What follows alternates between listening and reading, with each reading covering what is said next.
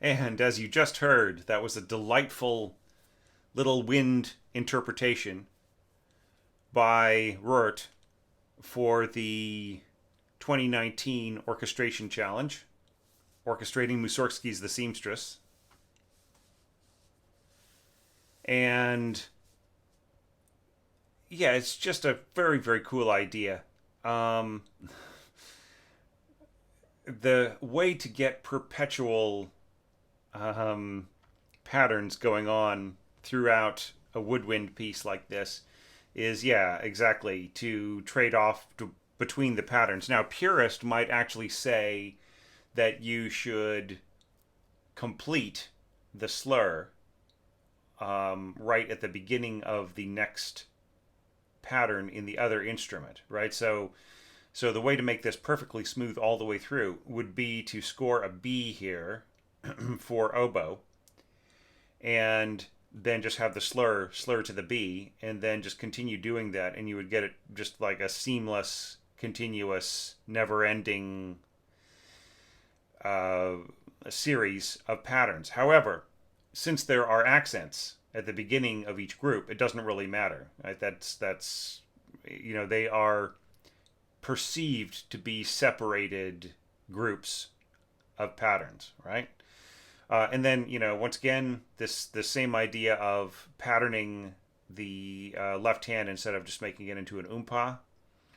That that works really, really well.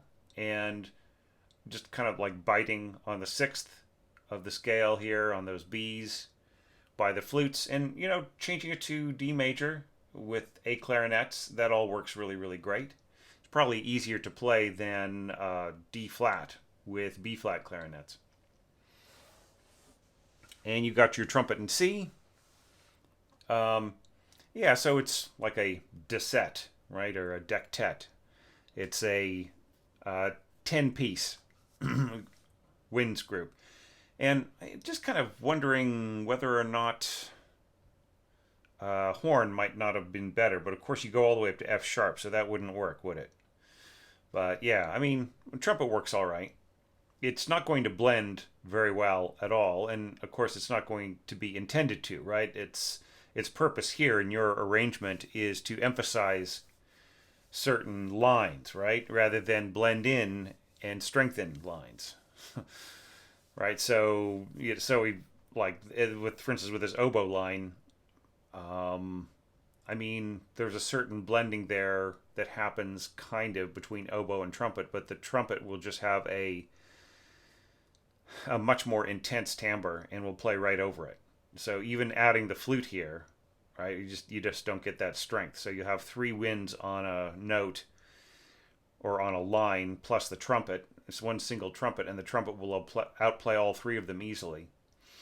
If this had been done as a double octave, that might have been a little bit more effective, right? Just having the oboes play exactly what the flutes are playing here, and then having the second oboe jump down, or having A2, because like this flute down here, the second flute is not going to be heard at all while that trumpet is playing. It would work great if the trumpet wasn't there, right? But then you'd lose your emphasis of that line. So I would say just go A2 on the flutes an octave higher, and then leave the oboes where they are, or do like octaves here on the oboe, so you only have one oboe blending with the trumpet, because it like just doesn't even matter, and then you get that strong upper line, and then you could just go boop like down on the F here with the oboe instead of going all the way up to the higher F if you like. Or you could, if the oboist, they can play that F with no problem really if they're a good player.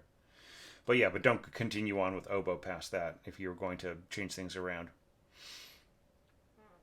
Now you have like just a couple of notes here and there by piccolo, and generally kind of in weaker registers, right? So what would be stronger here would be Don't even bother with this F by piccolo, and then leaving this where it is and having first flute double, right? And then like the second flute is not in its strongest position anyways. I mean, like either of these flutes are just going to be outplayed by the oboe anyway, so you could just leave one flute in there for texture, right? And then they come out towards the end of this phrase or this motive. Yeah, so it's, it's like kind of little picky, a little bit of this, a little bit of that kind of approach. Just in general, uh, like with scoring two voices per staff, it's better to have shared rests. Do you know what I mean? Here's another way of doing this, of editing this in Sibelius, is just going to, going to the filter and selecting rests and, oops, sorry. Let's try that again.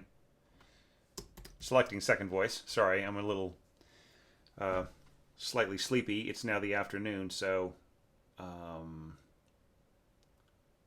once again, filter, rests, delete, right? So anyhow, that's way cleaner than it was the other way. So all of these extra rests could be disposed of in that way. Anyhow, yeah, pretty much there's nothing to say about the trumpet part other than I already said. So here, I think you need to define the dynamics a little bit more. You're going fortissimo to mezzo forte, and you're keeping the trumpet mezzo forte, right? And getting to a place where you go staccato accents, right? So I guess that could work, but you just would have to say sempre forte here, right? Or sempre mezzo forte, so that the trumpet player doesn't just start to follow everybody else's diminuendo. Do you know what I mean? And other than that, everything pretty much works. This is a pretty intense unison, but it works all right, just because it's all just a wind ensemble, so it's all fine. So yeah, so I don't really have anything too critical or or deconstructing really to say about this particular arrangement. I think it's really cool. I mean, I'd love to hear a wind band play it, but maybe in that case it would be better to adopt like an actual wind band orchestration, right? Similar to like some of the Dvorak or maybe like one of the Mozart groups or something like that, right? Just that kind of European wind band. And you may actually be way more experienced in that than me. I don't want to, to tell you what to do with your arrangement. It actually sounds pretty cool the way that it's scored. Essentially for an orchestral wind section plus trumpet. But yeah, but for a piece to this, for like this to have, or arrangement like this to have more life, it probably would need to be scored for that particular group. So yeah, here you could go fortissimo piano. I know this is done just to make use of the difference in dynamic between these two notes when it's being played back. But yeah, you could move this, you could leave that attached to that note and then just scoot it over like this. And then you get your fortissimo piano, which will look that way for the musician, all right? And it'll trigger those two notes in playback, right? So just an idea. So otherwise, I don't see any other issues with this. So, great work. And hey, thanks so much for contributing this to the challenge. It's always really great to get a score from you. And, just like when I go back to evaluating scores in a couple of months, it would be nice to see something that you're working on. So, feel free to hit me up for an evaluation on some other project. All right, great work. On to our fifth and last of the minim supporter entries.